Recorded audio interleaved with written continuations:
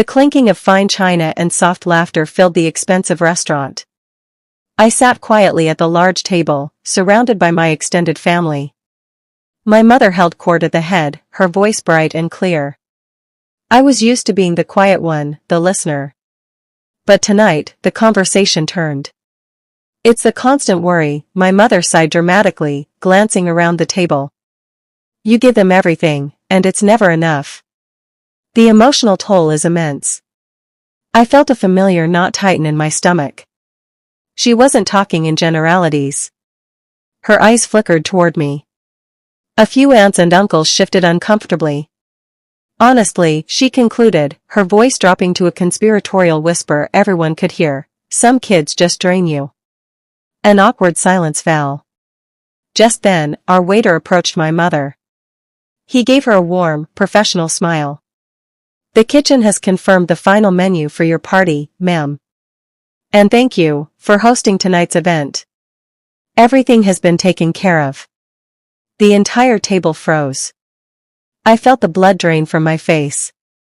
My mother had never told them I was the one who paid. My husband, Mark, leaned close, his whisper hot and sharp in my ear. Couldn't you at least not embarrass Mom tonight? I mumbled an excuse and fled to the restroom, my heart hammering. I locked myself in a stall, leaning against the door, trying to breathe. The words "drain you" echoed in my head. I had paid for this entire dinner to celebrate my recent promotion, a secret I'd asked my mother to keep. Now, I saw her game. As I splashed water on my face, I heard the main door open and two familiar voices. My mother and my cousin, Chloe. Don't mind Sophia, my mother said lightly. She's just sensitive. I still have to clean up her financial messes, you know. It's a burden, but what can you do? I stood frozen, staring at my reflection. She was lying. I had been secretly helping them with their mortgage for over a year. The twist of the knife was profound. I walked back to the table on unsteady legs, only to find Mark laughing with my mother. He saw me and said, "There you are. We were just saying you're looking a little pale. Maybe all this excitement is too much for you." My mother patted his hand. She always was too sensitive. The car ride home was icy. "You're overreacting, Sophia," Mark said, his eyes fixed on the road. "You must have misheard her. You always take things the wrong way." I stared out the window at the passing streetlights. This wasn't new. For years, every hurt feeling, every perceived slight, was explained away as my own misunderstanding. My desire to keep the peace had let this happen. I had allowed myself to be gaslit for the sake of a quiet life. The realization was a cold, heavy stone in my gut. We pulled into our driveway. As we got out, Mark said, "By the way, about that little party you wanted to have for your promotion. Maybe we should cancel it. Your family doesn't think it's a big deal anyway, and it just causes drama." He said it so casually, as if discussing the weather. The finality in his voice crushed me. Returning to work the next day was a relief. My office was a world of logic and clear achievements. My boss, Patricia, called me in. "There's the star," she beamed. "I still can't get over how you handled the Johnson account. You have a real gift for reading people, Sophia. It's a powerful skill." She paused, her smile softening. "But if you don't mind me saying, you're terrible at reading the people closest to you." Her words hit me with the force of a physical blow. She saw the look on my face and quickly added, "Just an observation. Trust your gut, Sophia. It's smarter than you think." I walked back to my desk, my mind reeling. My phone buzzed. A text from my mother. "We need to talk about your spending, Sophia. That display last night is starting to embarrass me." I agreed to meet my mother at a quiet cafe, a neutral ground. She stirred her latte, not meeting my eyes. "It's just, people are starting to talk, darling," she began. "Your lifestyle, it seems reckless. For your own good, maybe you should let me help you manage your accounts. I could keep an eye on things, make sure you don't struggle." The request was so subtle, so veiled in false concern, that it took me a moment to process it. She wanted access to my money. The realization was chilling. She had been building a narrative for years, Sophia, the financially irresponsible daughter, to set this very stage. As she spoke, my gaze drifted to the window. A familiar blue sedan pulled into a parking spot outside. It was Mark's car. He wasn't supposed to be anywhere near this part of town at this hour. He was meeting her. They were coordinating behind my back. A cold clarity settled over me. I played the part of the dutiful, slightly scolded daughter for the rest of the coffee meeting. But inside, a detective was born.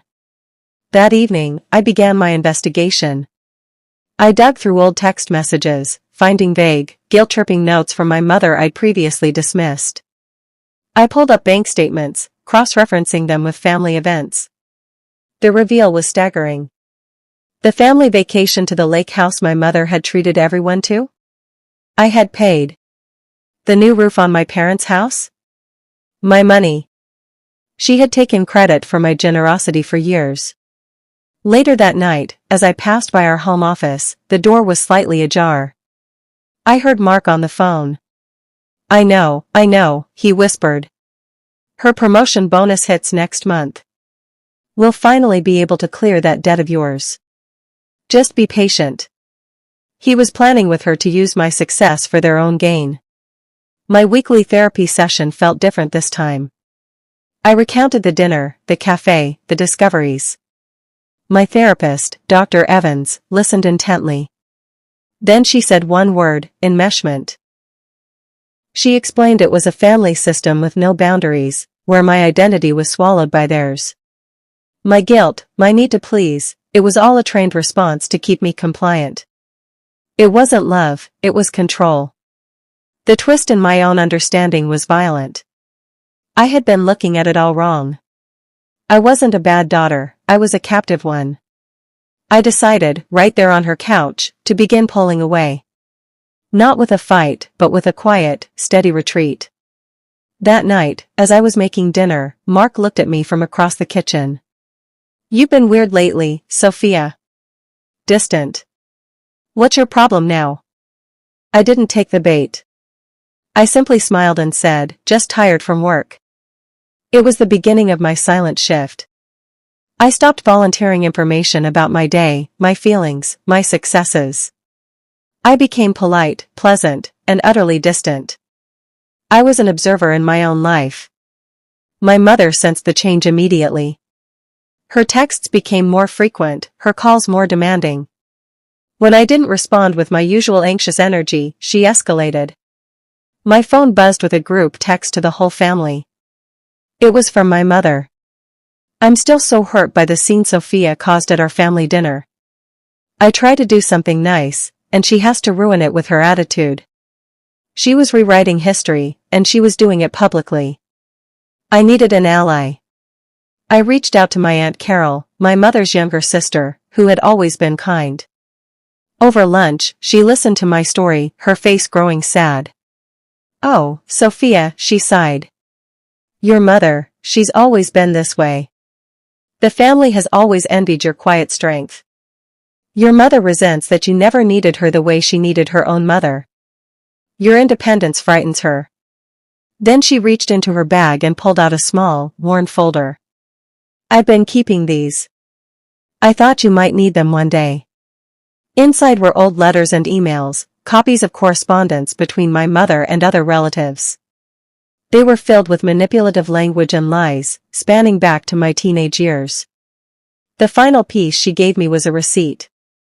It was the full payment for my father's emergency surgery from 3 years ago, a bill my mother had claimed her investments covered.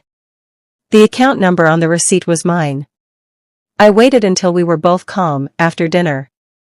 I sat across from Mark in the living room. I know you've been meeting with my mother behind my back, I said, my voice steady. I know about the debt. I know you told her about my promotion before I could. He didn't even try to deny it.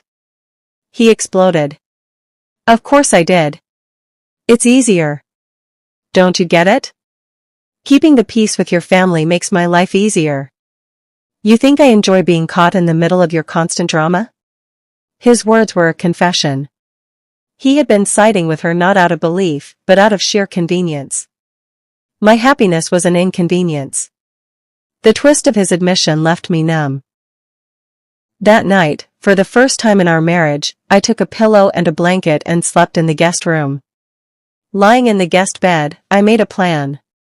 This wasn't about a screaming match or a messy confrontation. It was about a strategic, permanent withdrawal. I would remove myself from their game entirely and let the lack of my support cause their own collapse. The next day, I met with a financial advisor. I opened new, private accounts. I began the slow, legal process of separating my assets from our joint holdings, protecting every dollar I had earned. I was building a fortress around myself, brick by silent brick. A few days later, my mother called, her voice shrill. Sophia, what is this? Your father just saw a credit report. Why are you moving money around? What are you hiding?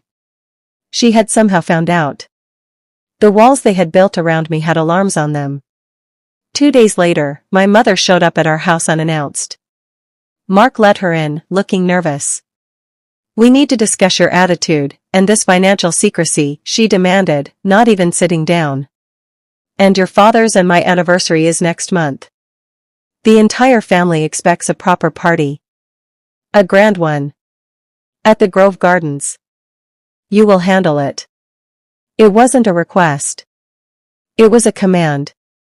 She expected me, the draining child, to fund a lavish party so she could, once again, play the generous matriarch. The sheer audacity took my breath away.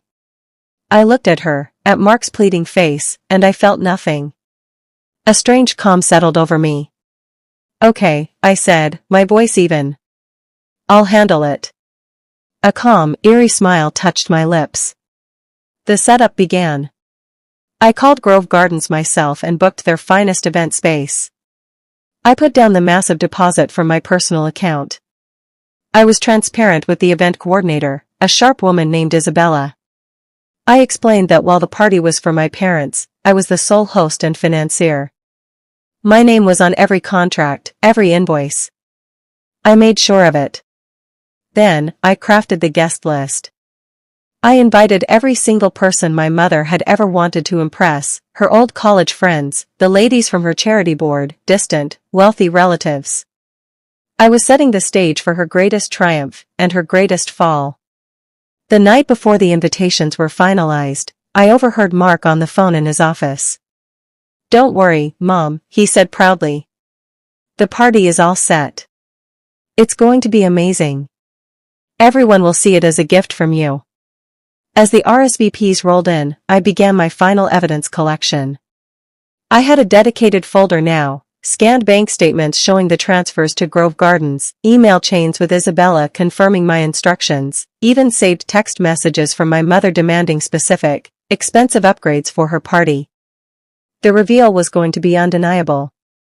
Her web of lies would unravel with a single, public tug. My phone rang. It was Isabella. Hi Sophia, I just had a strange call from your mother.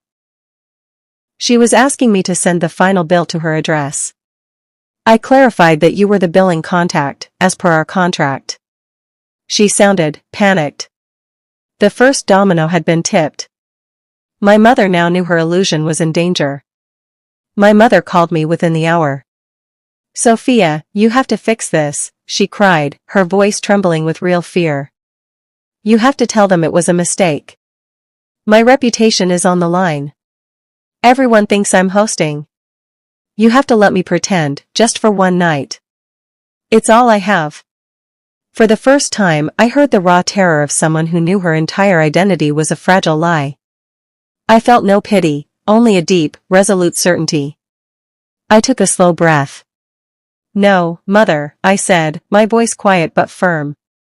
I won't lie for you. I hung up. Mark stormed into the room. What did you do to her? He yelled. She's hysterical. You're being vindictive. If you humiliate her at this party, we're through, Sophia. I mean it. His threat was the final release. I didn't argue.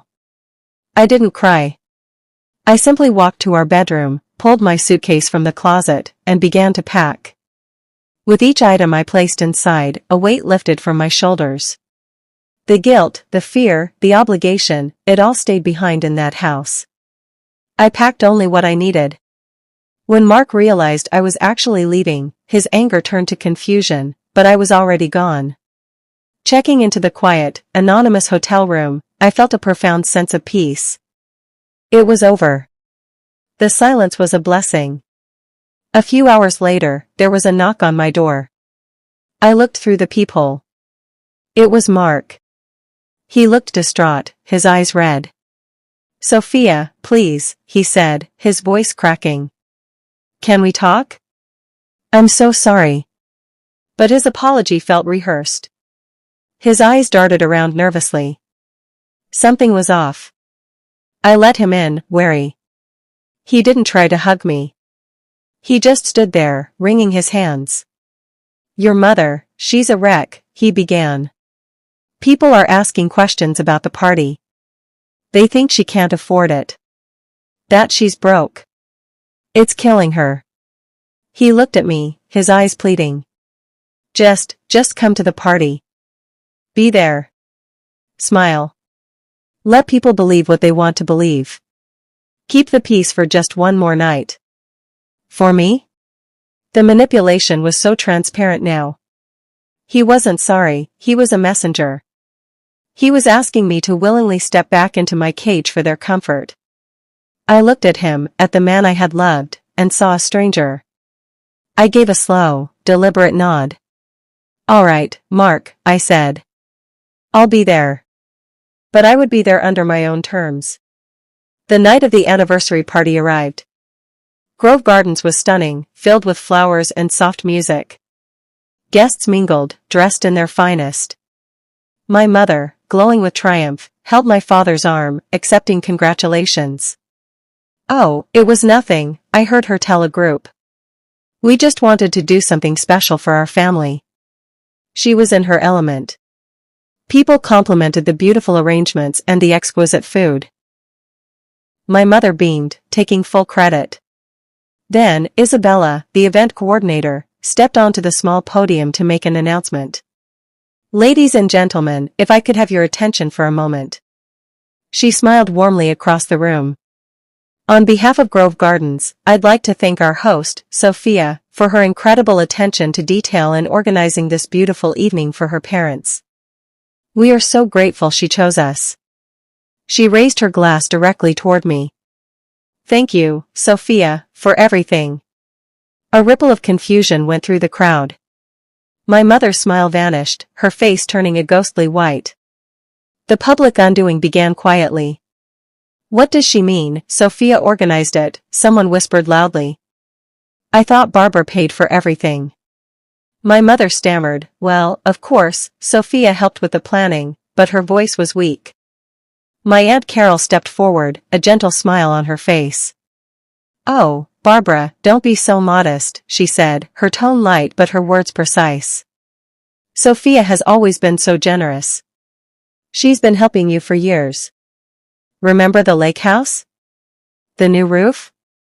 She's such a blessing." She wasn't being malicious, just factual, but each fact was a bullet hitting its mark. The guests began to murmur, putting the pieces together. I saw Mark pull my mother aside, his face a mask of anger as he whispered furiously to her. Their alliance was cracking under the pressure. Mark broke away from my mother and strode toward me, his face dark with fury. "How could you do this?" he hissed, loud enough for those nearby to hear. "How could you humiliate your own mother like this on her special night? You should be ashamed." The old me would have shrunk away. But the new me stood firm. Before I could speak, Uncle James, a usually quiet man, spoke up. "Mark, that's enough. The only one being humiliated is Sophia, and she's handling it with more grace than you deserve." A few other relatives nodded in agreement. The room's sympathy was shifting. I looked at Mark, at his red, angry face, and I felt nothing. I reached into my small clutch purse, pulled out a long, white envelope, and handed it to him calmly. He stared at the envelope, then at me. He tore it open. His eyes scanned the first page, and his face went slack with shock. They were divorce papers. They were clean, professional, and legally airtight. I had filed them weeks ago. What is this?" he stammered.